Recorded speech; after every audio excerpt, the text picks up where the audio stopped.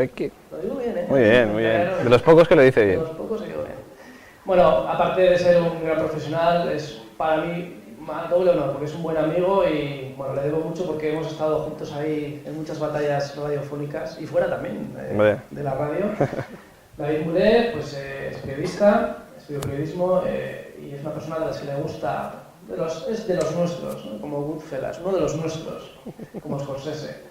Entonces, sí, David le gusta ir al lugar, es un periodista de estos de pura cepa, de los de Suela, periodista de Suela, de los que están en extinción. Colaborador de la revista Enigmas, también del Ojo Crítico y además director de Tras los Límites y sobre todo ahora en esa búsqueda que hoy nos va a narrar, nos va a explicar acudiendo al lugar. Y bueno, compañero de fatigas, David Mulé, pues nada, encantado de presentarte y de escucharte ahora mismo, porque has estado además recién llegado de Argentina y nos va a contar cosas muy interesantes sobre el terreno. ¿Te dejo algo? No, yo creo que no. El DNI. Pues os dejo con David. Gracias. Bueno, yo la charla la hago de pie porque soy así de diferente. Trataré de no moverme mucho porque la última vez que hice una charla de pie me movía más que los precios. Pero soy así, me gusta hacer las cosas de pie, como Steve Jobs. Llámame el Steve Jobs del misterio, por ahí, más o menos. No, hombre, no. Mi ponencia se llama Tras las pistas de los ovnis. Es una ponencia, como decía antes, muy personal porque voy a comentar muchas de las experiencias que yo he vivido, casos que yo he recogido. Vamos a ver fotos también de los lugares en los que he estado. Tranquilos, que no va a ser un álbum de vacaciones, nos voy a poner 1000 y pico fotos. Y voy a comentar también algunas técnicas, algunas herramientas que nos pueden ayudar a la hora de poder investigar casos ovnis. Yo os digo de todas maneras que realizo una labor periodística, yo no soy investigador, soy periodista, estudié periodismo y mi labor llega hasta ese punto. No soy un investigador, no puedo, bueno, yo creo que ni yo ni casi ninguna persona podrá esclarecer, por lo menos a día de hoy, que un caso sea de origen extraterrestre, por poner un ejemplo, ¿no? De los extraterrestres y de otras hipótesis hablaremos en la charla. Y también, pues quiero decir que, obviamente, al ser un punto de vista personal, no se tiene que tomar en cuenta ni como lección ni como nada por el estilo. Simplemente es mi punto de vista y espero que sea de vuestro agrado y si no lo es, pues acepto críticas, por supuesto, sin insultos. Está bien. Bueno, vamos con la primera. El término ufología, según la Real Academia de la Lengua Española, se define como simulacro de investigación científica basado en la creencia de que ciertos objetos voladores no identificados son naves espaciales de procedencia extraterrestre. Vamos a hacer una encuesta rápida. ¿Hay alguna persona que esté de acuerdo con este término?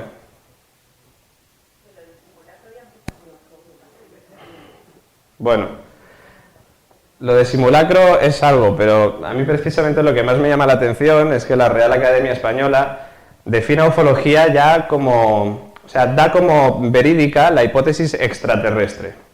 Habla de objetos no identificados y que dice que son naves espaciales de procedencia extraterrestre. Bueno, piensan que es la única hipótesis, parece ser.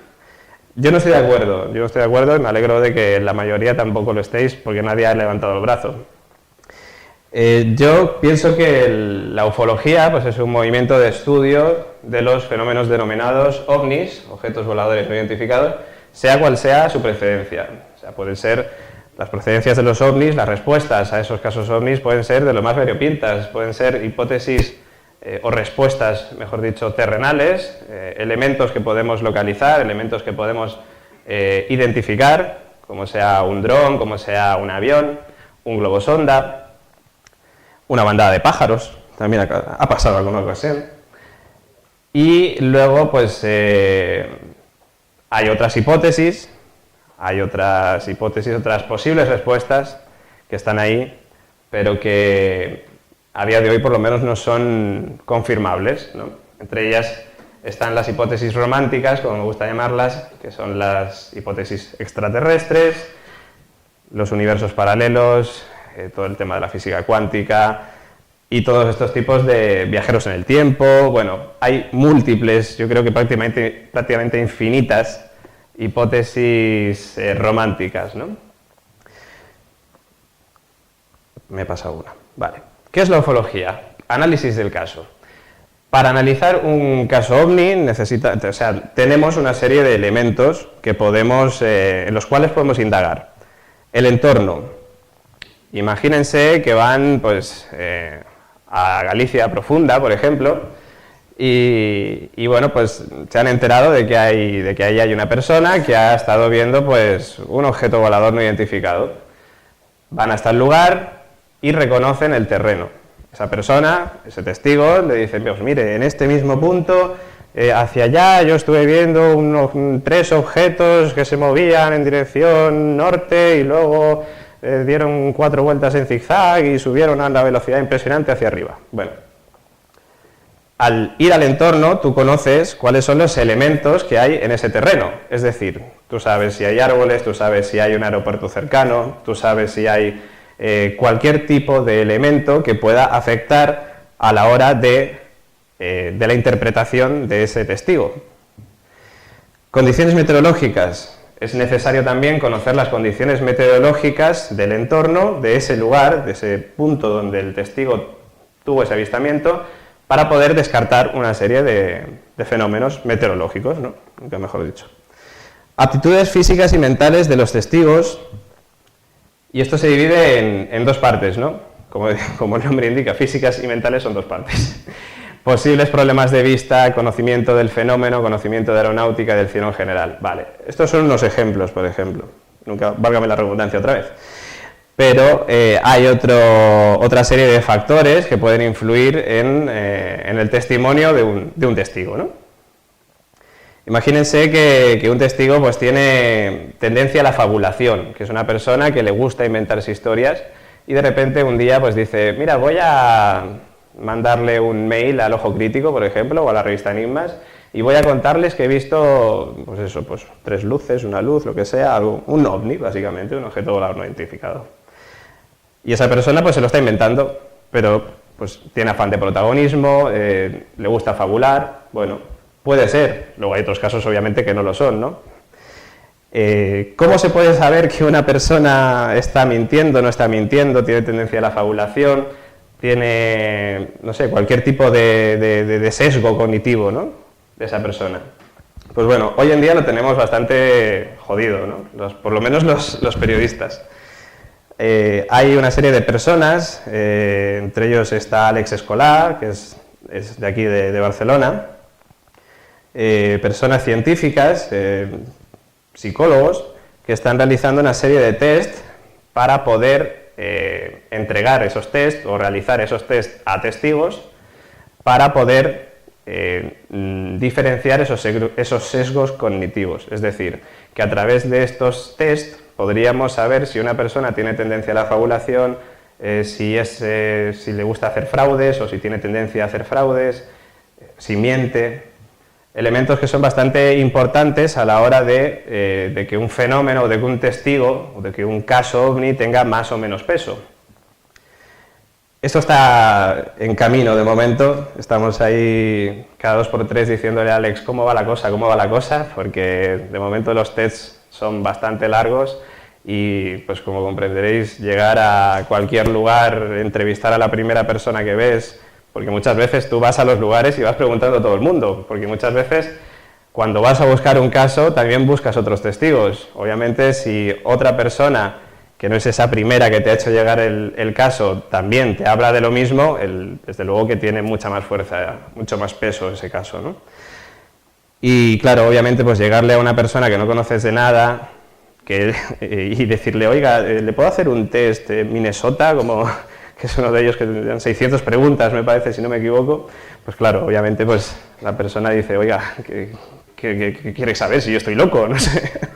Claro, es algo muy complicado, ¿no? Entonces están viendo a ver cómo pueden ir reduciendo esas preguntas para que los que realizamos trabajo de campo podamos realizar esta serie de test y poder ayudarnos, como decía, a esclarecer por lo menos. No sé si esclarecer, pero por lo menos habrá una serie de casos que tengan más peso que otros, y eso ya es un paso bastante importante a la hora de la investigación de los casos ovnis, ¿no? Bueno, posibles fenómenos astronómicos, por supuesto, lluvia de estrellas, meteorito, maniobras militares, obviamente esto es complicado de saber, pero puede ser que durante el avistamiento pues, se estuvieran realizando maniobras militares y lo que haya visto el testigo pues, sea precisamente eso, ¿no? Algún artefacto militar. Aeronáutica comercial, aviones comerciales, por supuesto, y campañas publicitarias, que pueden ser, pues, por ejemplo, yo siempre comento el tema de los crop cycles, que aunque no tiene por qué estar al 100% relacionado con los casos ovnis, en muchas ocasiones sí lo está, pero que en muchas ocasiones también se han descubierto fraudes muy grandes, como de marcas de ron, por ejemplo, Ron Brugal. Yo recuerdo que hicieron una vez un crop cycle y se lo inventaron ellos, claro. Aquello se viralizó, la gente pues, se preguntaba qué es esto que estamos viendo y al final pues era un anuncio, ¿no? Bueno, una vez recogida toda la información, se formulan hipótesis sobre la explicación, ¿no? ¿Cómo recogemos esta información? Pues ya lo decíamos antes, entrevistamos al testigo. Nos llega un caso, como decía antes, a la revista Enigmas, por ejemplo.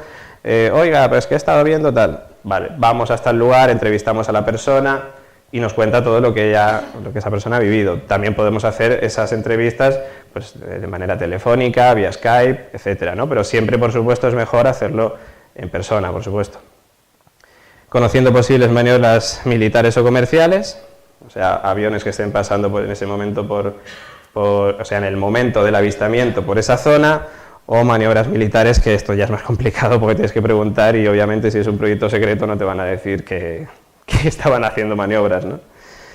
Pero hay otro tipo de maniobras militares que sí que son públicas y que también te pueden ayudar. Bueno, conociendo el tiempo también, fenómenos astronómicos de otro tipo, utilizando varias herramientas para conocer la climatología del lugar, o sea, la meteorología del lugar, los fenómenos astronómicos, etcétera.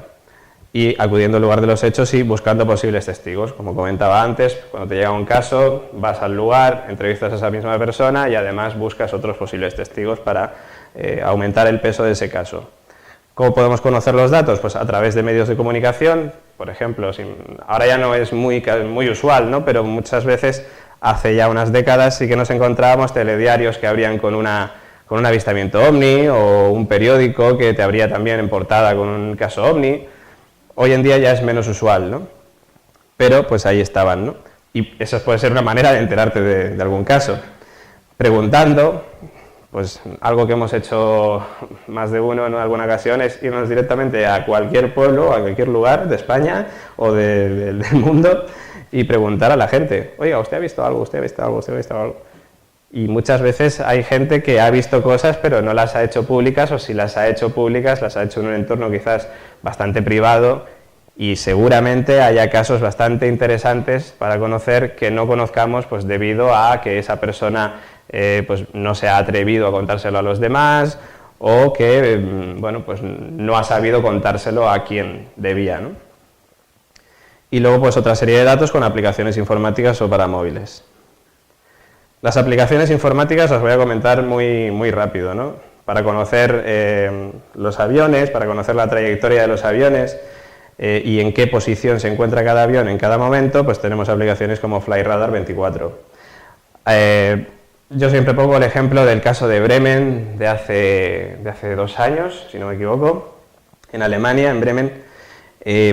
Durante 3 horas estuvo paralizado el aeropuerto por un objeto volador no identificado que había aparecido allí. No sabían qué pasaba y obviamente, pues claro, al encontrarse con un objeto volador no identificado en el aeropuerto, pues decidieron paralizar los vuelos, ¿no? por lo que pudiera pasar. Bueno, dicen que estuvo clausurado durante 3 horas. Es cierto, en parte, que estuvo durante 3 horas clausurado, pero también es cierto que el OVNI no estuvo allí 3 horas, estuvo apenas 15 minutos. ¿Qué pasó? Pues bueno, yo me puse en contacto con Dennis Kirstein, que es un ufólogo alemán muy importante, muy bueno además, muy crítico, que bueno, pues estuvo investigando este caso, ¿no? ¿Y qué pasó? ¿Qué encontró él? Pues bueno, se encontró con que cerca de la zona del aeropuerto había un parque donde realizan pues vuelos de drones. Entonces, pues al parecer algún dron se coló en la zona del aeropuerto, los aledaños, y aquello, pues claro, al no encontrar la explicación en ese momento, los de la torre de control decidieron paralizar los vuelos, obviamente como medida de seguridad, ¿no? Lo que pasó es que también dieron parte a la policía. Y la policía, 2 agentes en concreto que estaban cerca del estadio del Werder Bremen, que es un equipo de fútbol de allí, dijeron que también habían visto una luz extraña en el cielo. ¿Qué pasó? Que con FlyRadar 24, Dennis descubrió que el avión que habían visto los policías que estaban al lado del estadio, pues, o sea, el ovni era un avión. Entonces, pues bueno, pues ahí pues hubo un tema de que la información circuló demasiado rápido, la gente se puso muy nerviosa y finalmente, pues claro, pues cundió el pánico y se engordó el caso de una manera espectacular, ¿no? Pero realmente no hubo nada extraño. Bueno, maniobras militares, proyectos secretos, eso no lo vamos a saber en la vida, o por lo menos hasta dentro de muchos años, o maniobras militares, pues simplemente ejercicios de entrenamiento. Pueden pasar que, pues, yo qué sé, pues personas digan, oiga, que he visto unos aviones que iban como persiguiendo algo a una velocidad extraordinaria, iban como 6 o 7 aviones, y te dicen, seguro que estaban persiguiendo un ovni, o vete a saber. Bueno, en fin. Preguntas a los militares o en revistas dedicadas a esto, puedes encontrar información de que justamente en ese momento estaban realizando una serie de maniobras militares, ejercicios de entrenamiento y descartar también que estuvieran persiguiendo un ovni, ¿no? Luego también es cierto que una de las operaciones, uno de los ejercicios que se realizan a la hora de que un objeto volador no identificado entre en nuestro espacio aéreo es lanzar un interceptor de la defensa, lo que se llama un scramble. ¿Qué pasa? Que si un ovni, como digo, si un objeto volador no identificado entra en nuestro territorio aéreo y pues obviamente pues el personal de tierra, los controladores aéreos o quizás el piloto de un avión comercial que ve ese ovni, pues enseguida informa a la defensa para decir, oiga, que se ha metido un objeto volador el cual no responde a nuestras preguntas y bueno, queremos un interceptor de la defensa porque no sabemos qué va a pasar. Eso, por ejemplo, pasó en Manises, ¿no? El caso en Manises, en el año 79, si no me equivoco, 11 de noviembre, en el cual, pues bueno, el comandante Lerdo de Tejada pues decide avisar a Torre de Control de que había una extraña luz que estaba realizando unas maniobras peligrosas en los alrededores del avión que él pilotaba, ¿no? Un supercarabel de la compañía TAE. ¿Qué pasa? Pues que los controladores aéreos deciden llamar a defensa y mandar un interceptor, obviamente, ¿no? El comandante Lerdo de Tejada decide aterrizar con su avión, que se dirigía a Palma, pero decide aterrizarlo en Manises debido al peligro, ¿no? Que estaba produciendo pues esa extraña luz roja que está persiguiéndolos a tan cerca, ¿no? Bueno, ¿qué pasa? Pues que luego el interceptor de la defensa llega y bueno, la historia podría contarla entera, pero no vamos a contarla porque si no me voy a ir de tiempo. En fin, a lo que voy, que cuando pasa esto, cuando se realiza un scramble, se manda como mucho 1 o 2 aviones, no se mandan 7. Si de repente una persona te dice, no, es que estaban persiguiendo un ovni y había 7 cazas persiguiendo ese ovni, según el propio Ministerio de Defensa te dicen que aquello no puede ser. Si mandan un scramble son 1 o 2. Si hay 7 aviones persiguiendo un ovni, estamos en guerra. O sea, se está liando parda. Bueno, otra más. Fenómenos astronómicos con Google Sky Map y Star Walk para conocer pues, la posición de las estrellas, cualquier tipo de fenómeno astronómico, lluvia de meteoritos, asteroides que estén pasando por la zona y poder descartar también, obviamente, una de las respuestas dadas por muchas personas, entre ellos Ballester Olmos, que seguramente es conocido por muchos, como que era Venus, ¿no? Lo que vio el testigo, que en muchas ocasiones es cierto que Venus tiene un brillo que a muchas personas les puede llegar a confundir, pero obviamente Venus no realiza movimientos en zigzag ni va a velocidades endiabladas, está ahí fijo en su zona. El fenómeno atmosférico con bueno, el AEMET, obviamente tu tiempo, Lightning Maps. Con Lightning Maps, por ejemplo, podemos saber cuántos rayos en qué punto caen del planeta, con lo cual pues bueno, también podemos descartar relámpagos que puedan caer en alguna zona y que puedan llevar a equívoco a algún testigo. Satélites también con el satélite AR o el propio Star Walk que mencionaba antes para conocer la trayectoria y la posición de todos los satélites que tenemos en encima de nuestras cabezas, ¿no? Y luego fraudes, el aspecto sociológico. Es cierto que aunque haya muchos casos y aunque haya muchos testigos que te cuenten lo que han vivido con muy buena fe, también hay otra serie de personas que no lo hacen así. Y como decía antes, pues quizás buscan afán de notoriedad o lo que sea. ¿Qué pasa? Pues que conocer un fraude de un caso OVNI es complicado. ¿Por qué? Porque en principio tú te estás basando en el testimonio de una persona. El testimonio de esa persona, para empezar, en muchas ocasiones no es fiable. Con lo cual, ¿por qué? Bueno, me explico. ¿Por qué no es fiable? Aunque tenga toda la buena voluntad del mundo. Porque en muchas ocasiones una persona también puede tener un error de interpretación. Y lo que para él sea un OVNI, sea un avión, como decía antes, y lo haya visto mal, ¿no? Pero en otras ocasiones pues hay personas que no, que pues como os digo, pues tienen afán de notoriedad, lo que sea, y deciden inventarse un caso. Bueno, pues ahí tienes que currártelo muchísimo, ¿no? Entrevistar a muchas personas, conocer el entorno sociológico del lugar, saber si esa persona tiene tendencia a la fabulación o al fraude, como decía antes. Eso es algo que también nos aligerará mucho el trabajo a Alex Escola y su equipo cuando terminen los test. Y bueno, pues es otro de los análisis, ¿no? Y luego pues también conociendo el terreno, como decía antes. Hay una teoría, que la tenéis aquí escrita. Yo no soy científico, con lo cual tampoco os puedo explicar mucho sobre ella, pero es la teoría de los pulsos tectónicos. Lo que veis en la foto es el Cerro Uritorco. Está en Argentina, en Córdoba. Y esta foto está tomada desde la habitación del hotel donde yo me alojé, hace cosa de 2 meses prácticamente. En el Cerro Uritorco, os cuento más o menos la historia, aunque ahora os voy a ampliar un poquito más. Desde el año 86 se ven muy a menudo pues ovnis, ¿no? Se ven objetos voladores no identificados, según cuentan los testigos.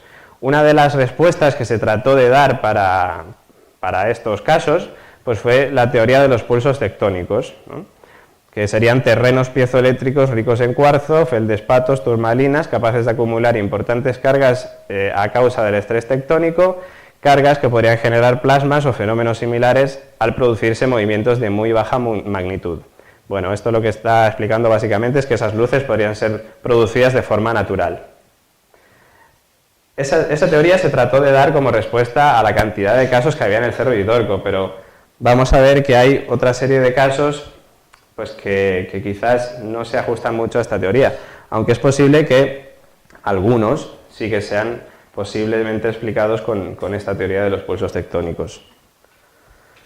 Bueno, una vez que hemos recogido todos los casos, ¿qué hacemos? Pues bueno, tratar de buscar las respuestas, ¿no? Y ahí pues tenemos dos tipos de hipótesis. Las hipótesis de elementos conocidos, es decir, con todos los datos que hemos recabado, nosotros pensamos que lo que esa persona ha visto es un dron, un avión, un fenómeno meteorológico o astronómico, globosonda, elementos de campaña publicitaria, o sea, es decir, elementos que nosotros podemos palpar, que nosotros podemos demostrar, elementos terrenales, digamos, respuestas posibles, muy posibles, ¿no? Que yo creo que son las que están en primer lugar. Luego, una vez que nosotros hemos realizado esa investigación y ninguna de las respuestas terrenales, digamos, nos sirve, pues ya podemos ir a las hipótesis de elementos desconocidos, pero claro, las hipótesis románticas. Pero claro, aquí nos encontramos con el problema de que obviamente ninguna de estas hipótesis está demostrada. Es decir, una de las teorías, quizás la más popularizada, es que esos ovnis sean naves extraterrestres. Bueno, es una hipótesis, ¿vale? Me parece muy bien. Pero ¿alguien ha demostrado que los extraterrestres existen? Yo creo que no. Viajeros en el tiempo. ¿Pero alguien ha demostrado que se pueda viajar en el tiempo? La física cuántica, o sea, es decir, la física cuántica, cuando hablo de física cuántica hablo de universos paralelos, ¿no? Y luego pues ya nos vamos a las teorías de Vallée, por ejemplo, como los demonios, ángeles, espíritus, incubos o súcubos, o sea, una serie de seres que hace muchos años pues eran confundidos quizás o denominados como demonios, ángeles, espíritus, incubos o súcubos, seres antinaturales, quizás diría yo, o preternaturales, y que pues, hoy en día pues, quizás otros llaman extraterrestres. Pero bueno, son teorías, ya te digo, de hipótesis, de elementos desconocidos. Son elementos que no podemos demostrar hoy en día y que cuando las respuestas racionales, las terrenales no nos valen, pues ya podemos, no sé, fantasear todo lo que queramos, ¿no? Pero obviamente son hipótesis y no son respuestas. Una de las posibles respuestas o una de las hipótesis es la que da el doctor Néstor Berlanda. En mi viaje a Argentina, en la ciudad de Rosario, que es donde yo nací además, aunque no se me note por el acento porque llevo toda la vida en España, tuve la oportunidad de entrevistar al doctor Néstor Berlanda, ¿no? Es médico psiquiatra y él relaciona algunos casos ovnis y algunos fenómenos de abducción con ritos, bueno, con iniciaciones chamánicas espontáneas. Él piensa que hay una serie de detalles, como la figura del gris, que recuerdan mucho a la mantis religiosa, que es una figura que se suele ver en muchos trances chamánicos, o buenos trances con ayahuasca, con peyote, con San Pedro, y que serían una serie de alucinaciones que tendrían esas personas espontáneas, sin quererlo ni beberlo, ¿no? Están realizando una investigación bastante seria desde hace ya bastantes años, él junto a Juan Acevedo, que son además los autores del libro Los extraños, abducciones extraterrestres en la Argentina, en el cual pues hablan de esta teoría y además pues bueno cuentan todas las investigaciones que están realizando con chamanes y personas pues iniciadas en ese tipo de sustancias alucinógenas, en esas experiencias extrañas, ¿no? Esos estados alterados de la mente, ¿no? Bueno, llevan un trabajo bastante interesante y bueno, en un futuro pues a ver si nos dan alguna respuesta y bueno, y yo también quiero seguir investigando este tema porque me parece una teoría cuanto menos curiosa, nunca la había oído y bueno, pues ahí está, ¿no? Bueno, casos, Capilla del Monte, Argentina. Hace poquito, como os decía, hace cosa de un mes y medio, 2 meses, estaba de viaje por Argentina y obviamente pues aproveché para irme a Capilla del Monte. Capilla del Monte es, para los argentinos es como la Meca del misterio. Es un lugar donde no solo el fenómeno ovni se produce con mucha asiduidad, ya os decía antes, como desde el año 86 hasta nuestros días, sino que también hay teorías que dicen que en el Cerro Uritorco, que está, como veíamos antes, en la base de Capilla del Monte, al revés, Capilla del Monte está en la base del Cerro Uritorco, pues se encuentra una ciudad intraterrena o interdimensional que denominan la ciudad de Erx. Y dicen que hay unos seres llamados la Hermandad Blanca de Erx que en ocasiones se aparecen a determinados elegidos para poder llevarles a conocer esta ciudad. Bueno, son historias que circulan en Capilla del Monte. Como podéis ver, este es el cartel de bienvenida a Capilla del Monte. Como podéis ver, es un pueblo que vive del misterio, vive del turismo del misterio. Cuando llegas a un pueblo y te encuentras el extraterrestre encima del cartel de bienvenida, pues oye, ya te vas dando cuenta, ¿no? Pero vas andando por el pueblo y te encuentras, pues cuando aquí a lo mejor te encuentras una estatua pues, de algún exalcalde o de alguna persona importante de ese pueblo, pues allí te encuentras un platillo volador, ¿no? Y luego, pues esto del platillo volador pues nos lleva a el inicio, el origen de las historias sobre ovnis en Capilla del Monte, ¿no? En el Cerro Uritorco. Nos vamos al año 1986, al 9 de enero, a eso de las 10:30 de la noche, pues en la zona de la Quebrada de la Luna, la familia Gómez, una señora, Esperanza Gómez, con su hija Sara y su nieto Gabriel, pues se encontraban jugando una partida de cartas. ¿Qué pasa? Pues que de repente oyen como el ruido de un motor, como de coche, y bueno, pues se quedan extrañados porque la zona de la Quebrada de la Luna es una zona pues de difícil acceso. Yo tuve la suerte de poder ir cuando estuve en Capilla del Monte entrevistando a una persona pues que es la directora del Centro de Informes OVNI y que se llama Luz Mari López. Pues esta persona se dedica a investigar casos OVNI que le llegan allí, ¿no?, a Capilla del Monte. Bueno, la cosa es que Luz Mari pues consiguió que el ayuntamiento, la intendencia, como llaman allí, nos pusiera un vehículo para poder acceder hasta la casa de los Gómez, ¿no?, que está como unos 20 minutos, media hora de Capilla del Monte, en la zona, como decía, de la Quebrada de la Luna. Vale, pues que, como decía, pues eran las 10:30 de la noche, escuchan ese ruido de motor, pasa un tiempo y de repente pues ven como que por las ventanas está entrando como una luz rojiza, y esa luz rojiza va pasando de ventana en ventana, con lo cual piensan que hay una fuente de luz que está moviéndose, obviamente, si pasa de ventana en ventana. Gabriel Gómez, este niño pequeño que estáis viendo en esta foto, es el único que se atreve a mirar por la ventana. Esperanza, su abuela, y su tía Sara no se atreven.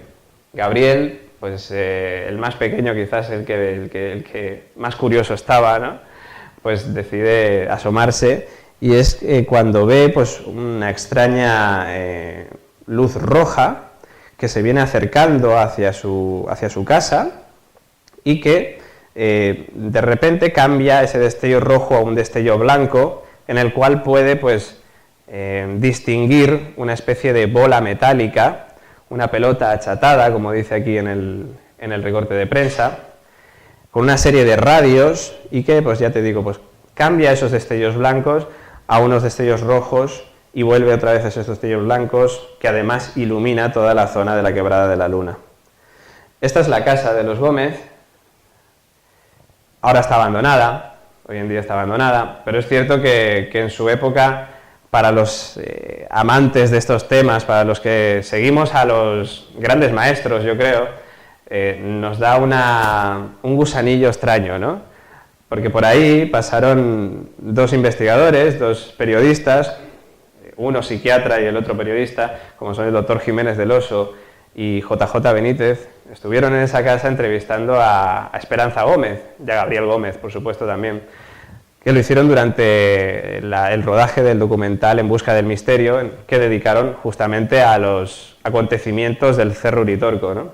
Con lo cual, para alguien que ha mamado todo eso desde hace muchos años, pues le hace especial ilusión ya no solo conocer la casa de los Gómez, sino decir que aquí ha pisado el gran Jiménez del Oso. Y bueno, pues la casa está así. ¿Qué pasó después de este incidente? ¿Qué pasó después de que Gabriel viera esa extraña luz? Pues que de repente se fueron a dormir. ¿Por qué? Nadie lo sabe. Les entró de repente un extraño cansancio, tanto a él como a su abuela y a su tía, y decidieron irse a la cama, cuando la luz seguía allí. Es algo, no sé, no tiene sentido para mí, ¿no? Es un absurdo. ¿Y qué pasó? Pues que al día siguiente, cuando se levantan, llega Manuel, el tío de Gabriel, y les cuenta que viniendo hacia casa, pues se ha encontrado una extraña huella en la Sierra del Pajarillo, que es una sierra que está enfrente de la casa de los Gómez, aproximadamente. Y ve, pues, este tipo de huella que estáis viendo ahora mismo. Una huella que ellos relacionan con el ovni que vieron la noche anterior. Piensan que ese ovni que han visto, pues luego se posó en la Sierra del Pajarillo, y vete tú a saber qué hizo luego, ¿no? La zona además estaba quemada de una manera un tanto extraña, estaba quemada como de arriba a abajo, lo que quiere decir que no pudo ser un incendio natural. Si hubiera sido un incendio natural hubiera sido de abajo arriba. Y se encuentran también una serie de escarabajos, de bichos como disecados. Bueno, ahí queda la historia de la huella hasta un año más tarde, que toda la Sierra del Pajarillo se quema. ¿Y qué pasa con la huella? Pues que la gente pensaba, aquí la huella ya no va a quedar nada, obviamente, ¿no? Pero no. Después de un año ya había empezado a crecer un poquito la hierba, ya había empezado a sanearse esa zona, y descubre, en concreto el investigador Jorge Suárez, que era en el año 86, además secretario de Turismo de la Intendencia del Ayuntamiento de Capilla del Monte, y que en ese momento todavía no conocía el fenómeno OVNI hasta que se topó con esta huella y con el caso de los Gómez, empezó a coger interés por todo esto y obviamente cuando le contaron de que se había quemado toda esa zona, decidió ir a ver qué pasaba con esta huella. Pues se encuentra que toda la zona está quemada, excepto la huella, donde ya se estaba regenerando, queda como una loma blanca. No tengo ninguna foto aquí, es una pena, pero prácticamente imaginaros pues un negativo fotográfico, imaginaros al revés, o sea, toda la zona quemada y esa zona pues no estaba en verde todavía, pero bueno, amarillenta, ya estaba renaciendo, ¿no? Hoy en día pues está así, ya no es visible, obviamente la foto no está hecha desde el mismo ángulo, pero bueno, la zona es esta que estáis viendo entre el medio de estas dos lomas y ya obviamente ya no es visible, ¿no? Y aunque bueno, pues aunque estuvo además muy llena de polémica, hubo muchas personas que pensaron que aquello había sido una maniobra del propio ayuntamiento para realzar el turismo de Capilla del Monte, otros pensaron que, de hecho, había un programa en los años 80 en Argentina que presentaba a una persona que se llamaba José de Cer. Aquí en España tenemos a un compañero que se llama José de Zor, pero en Argentina había un periodista que se llamaba José de Cer. Y decían que este periodista, junto a su cámara, que lo llamaban El Chango, pues habían realizado esta huella para crear una noticia y bueno, pues ellos venderla a su televisión. Teorías hubo diversas sobre esta huella, ¿no? No sabemos cuál será la correcta, pero desde luego que la huella estaba ahí. Hoy en día ya es una pena no poder encontrarla.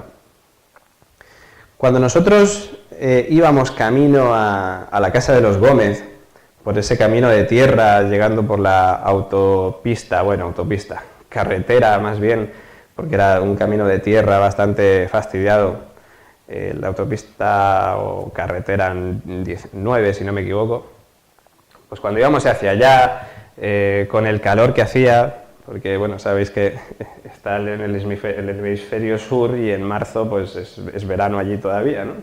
Hacía un calor impresionante, yo lo agradezco porque soy de Alicante, aunque haya nacido en Argentina me he criado en Alicante y todo lo que baje de 20 grados para mí es como estar en Alaska, o sea que bueno, yo agradecido del calor que hacía, pero bueno, en fin, la cosa es que el coche que nos puso el ayuntamiento iba conducido por este señor que estáis viendo de rayas, que se llama Rafael Barceló. Y este señor, mientras iba conduciendo, nos iba contando un caso que él había vivido. Obviamente yo en cuanto subí al coche, lo primero que hice fue presentarme y decirle, oiga, ¿usted ha tenido alguna experiencia? Porque es cierto que en Capilla del Monte te pasa algo que no te pasa en otros lugares, por lo menos en otros lugares que he estado yo. Y es que en muchos lugares preguntas a la gente, oiga, ¿usted ha tenido alguna experiencia? ¿Ha visto algo extraño? Y por lo general la respuesta es no. O no, y no creo en eso, o todo eso es mentira, o cosas así. Te puedes encontrar muchas cosas, ¿no? Pero en Capilla del Monte pasa todo lo contrario.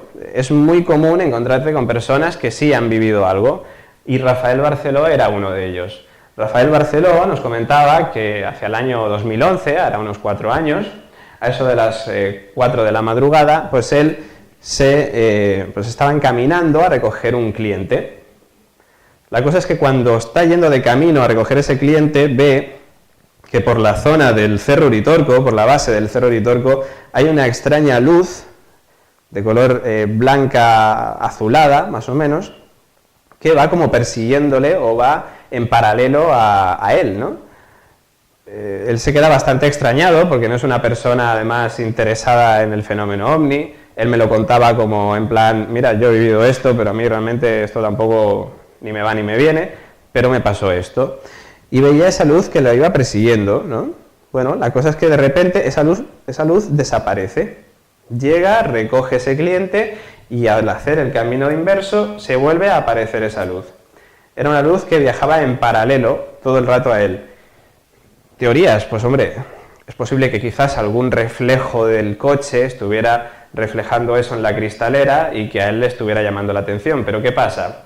Que esa luz de repente desaparece cuando las condiciones del coche y de iluminación eran las mismas. Con lo cual, pues no sé. Me llama la atención porque además nosotros nos hemos encontrado con algún que otro caso muy parecido. Y fíjate que está Lorena por allí y además ella lo sabe perfectamente.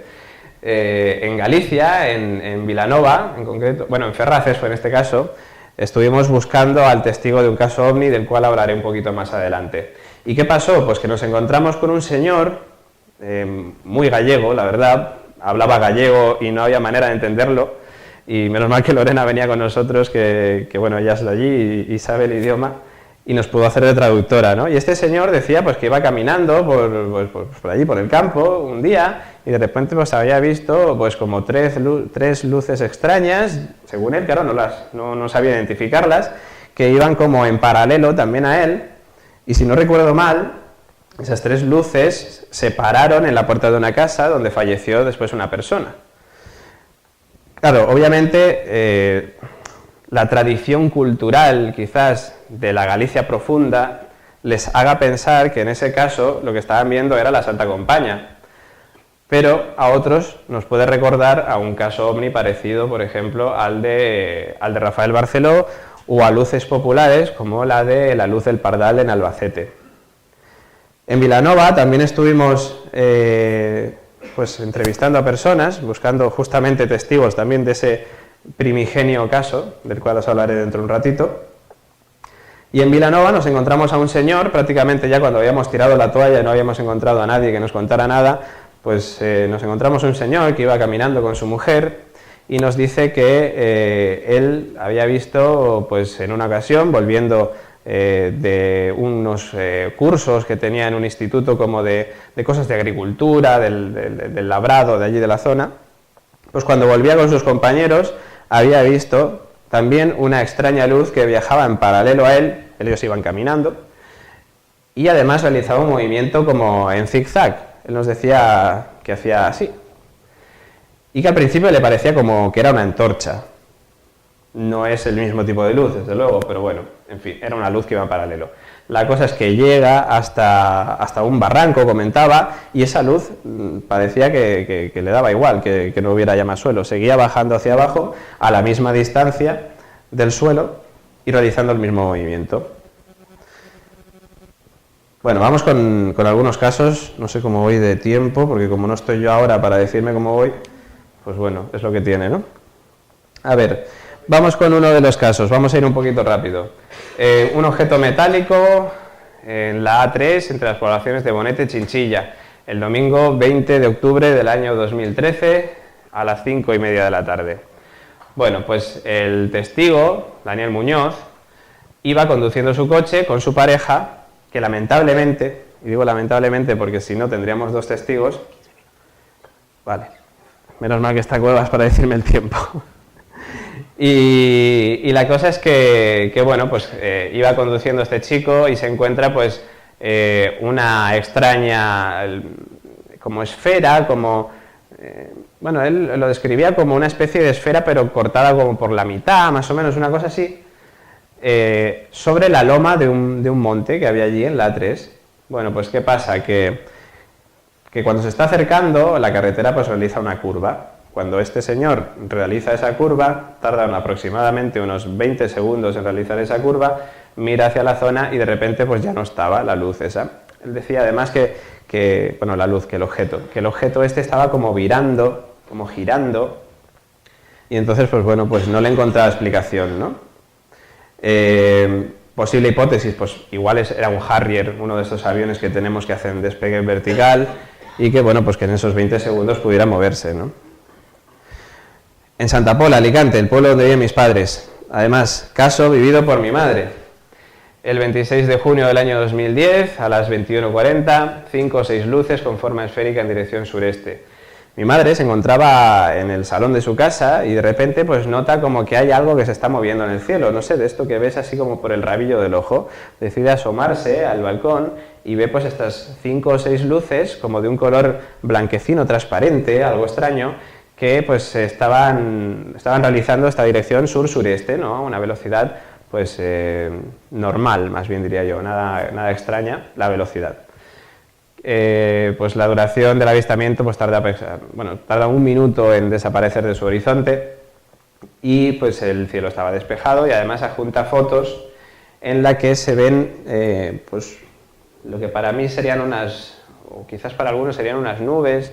Lo voy a señalar porque igual es complicado de ver, son estas dos cositas que se ven aquí.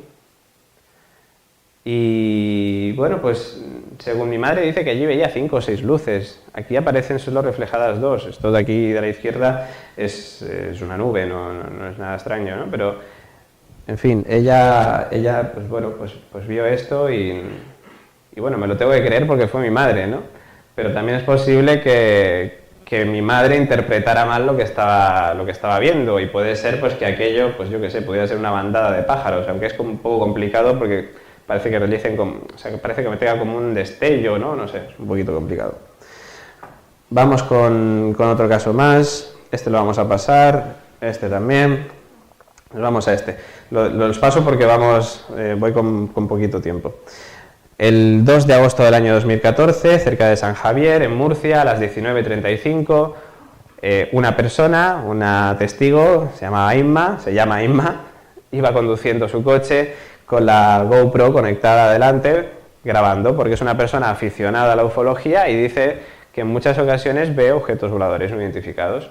La cosa es que mientras va conduciendo se encuentra hacia la derecha, más o menos de donde ella está, pues una extraña luz que realiza un movimiento en zigzag, pero hacia abajo y hacia arriba, ascendente y descendente, y que de repente desaparece.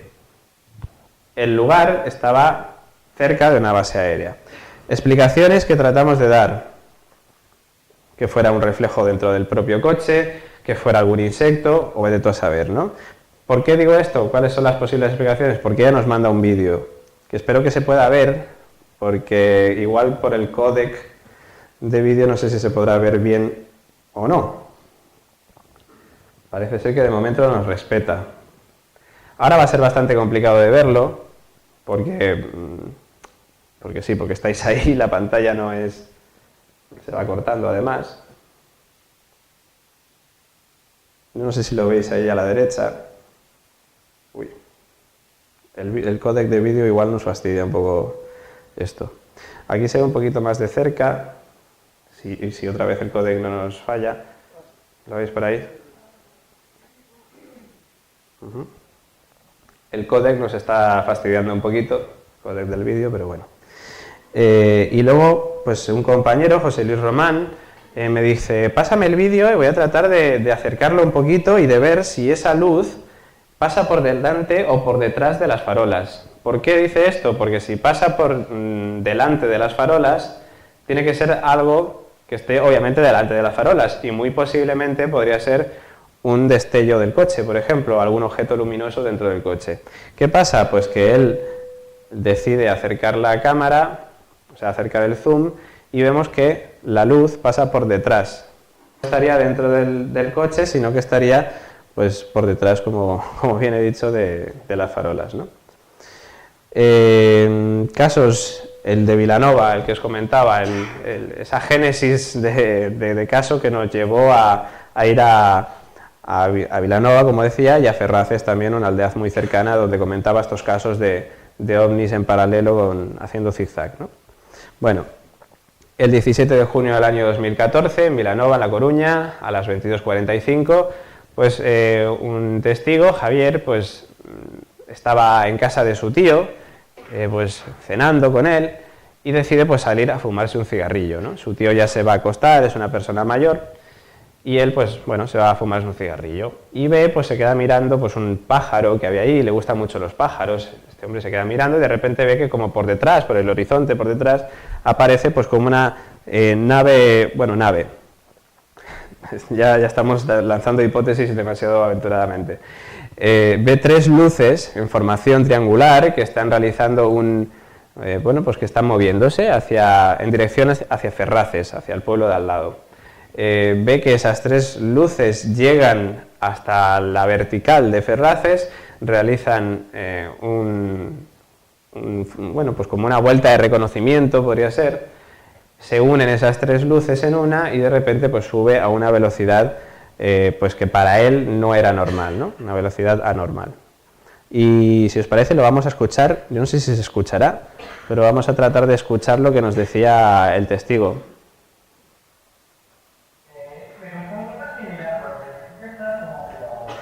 Esto es real, porque no conozco ningún punto tecnológico que haga eso.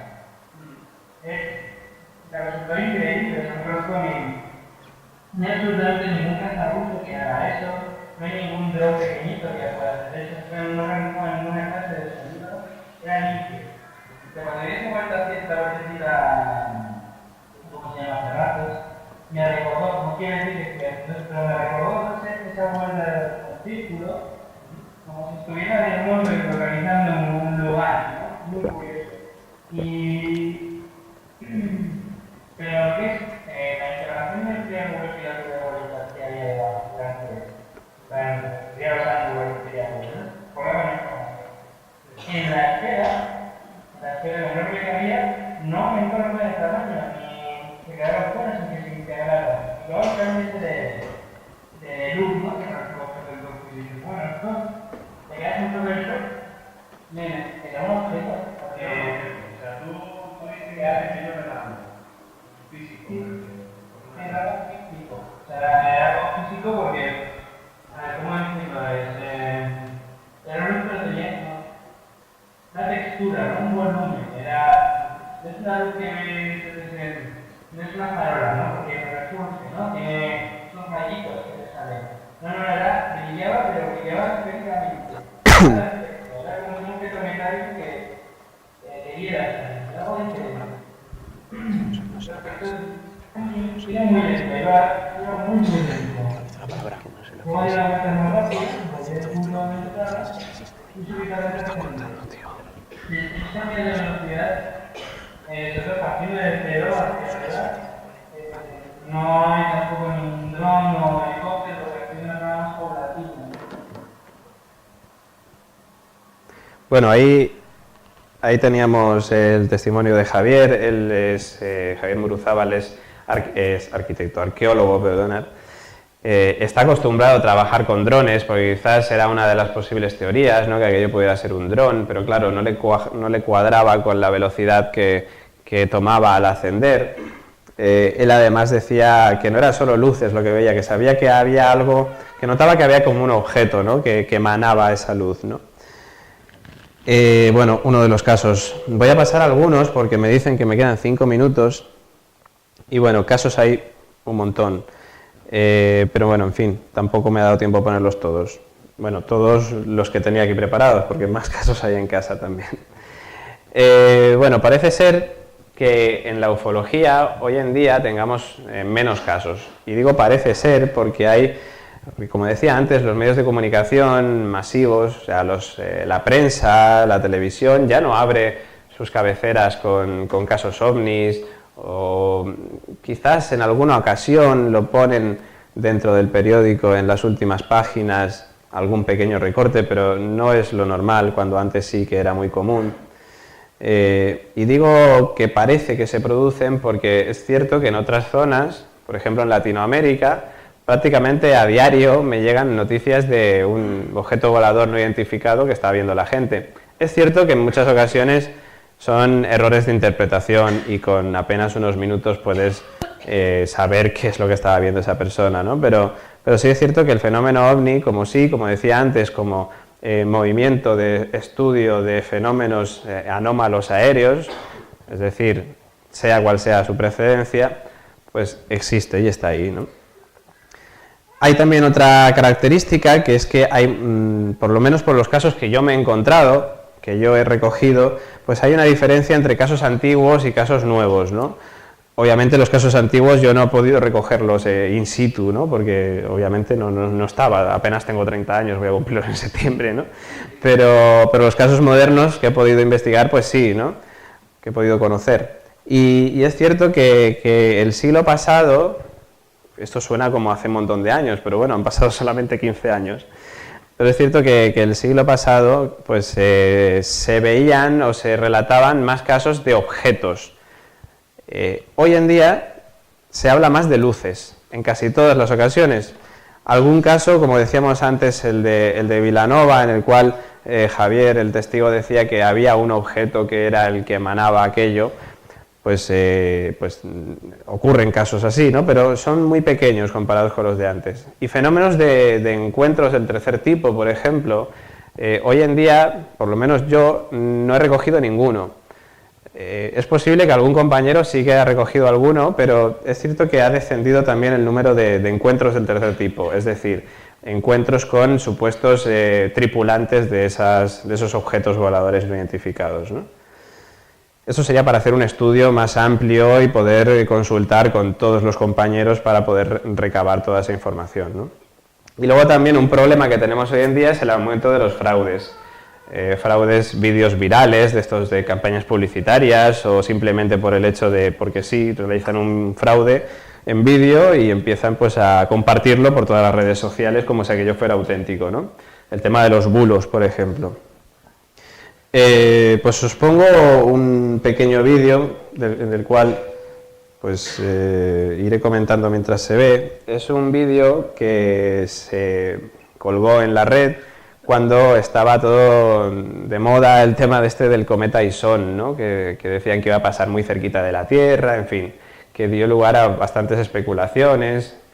Bueno, la cosa es que este vídeo, según algunos, indica que hay dos naves que están aquí como remarcadas, dos naves, dos objetos, dos lo que sea, no sé si la veis, que están ahí como remarcadas, que estarían volando alrededor de este cometa Ison, ¿no? Y bueno, la gente ya pues empezó, por supuesto, a elaborar sus hipótesis, a decir que esos eran los extraterrestres que nos venían a proteger por si acaso ese cometa Ison se quería estrellar contra la Tierra, y que estaban ellos ahí, pues, por si acaso querían pararlo, podían pararlo, lo que sea. Bueno, en fin, la cosa es que la gente decía que esas imágenes habían sido tomadas desde el satélite Tianlian-1 chino. ¿Qué pasa? Pues que ese satélite Tianlian-1 chino no es un satélite que esté diseñado para esto. Es decir, el Tianlian-1 es un satélite de telecomunicaciones y su función, como digo, no es observar cometas. Miguel Gilarte Fernández, director del Observatorio Astronómico de Almadén de la Plata y presidente de la Asociación Astronómica de España, comentaba sobre este caso en concreto que a fecha de hoy, cuando estaba ocurriendo el tema del Ison, pues y a la distancia en la que se encuentra, en ese momento la que se encontraba, no era posible ver con tanto detalle el núcleo de un cometa. Ni los telescopios terrestres ni espaciales tienen suficiente resolución como para ver con detalle un objeto de 500 metros de longitud en la superficie de Marte, o sea que imaginaros, pues aquí sería pues muchísimo más complicado. Y además comentaba que hizo falta mandar naves a las proximidades del cometa Halley para poder detectar algunos detalles en la superficie del núcleo, y eso que solo pasó a 595 kilómetros del núcleo del cometa. Es decir, el vídeo era un fraude que había creado alguien en la red, no se sabe con qué intención, ¿no? Quizás, muy posiblemente, sea la de generar visitas en su canal de YouTube y generar una serie de ganancias monetarias, que como sabéis YouTube paga a sus usuarios por el número de visitas que tiene. Y como estaba de moda el tema del Ison, pues ya le mezclas naves extraterrestres y ya lo tienes todo, ¿no? Antes de terminar, en el cual aquí os doy las muchas gracias a todos, quiero decir que algo que yo creo que ya he repetido en alguna ocasión y han repetido algunos compañeros, es la necesidad de tener sentido crítico ante todo lo que se nos pone por delante en cuanto estemos hablando de tema de misterio. Bueno, también yo creo que para todo el resto de la vida, ¿no? Para cualquier cosa que nos pase. Sentido crítico significa pues analizar todo lo que uno se encuentra, es decir, no tienes, porque yo te diga una cosa, no tiene por qué ser verdad. Que yo tenga estas teorías, que yo haya recogido estos casos y tenga estas posibles respuestas, no significa que sean las respuestas correctas. Es posible que otra persona me las pueda rebatir con pruebas y darme pues una respuesta que esté mucho más acertada que la mía. Es decir, no podemos tampoco creer a cualquier ufólogo o cualquier exopolítico que hoy en día se lleva mucho, que nos hable de Anunnakis sin ningún tipo de prueba o con pruebas sacadas de un vídeo de YouTube o de Taringa o de cualquier página web que no tenga ninguna información oficial, ninguna información contrastada, ¿no? Con lo cual, pues lo que os pido siempre a todos, cada vez que realizo una charla, cada vez que realizamos un Tras los Límites, es que tengáis ese sentido crítico y que gracias a él, pues yo creo que podremos avanzar y podremos quizás algún día encontrar respuestas a esto que llamamos ovnis y también a muchos otros fenómenos. Así que muchísimas gracias.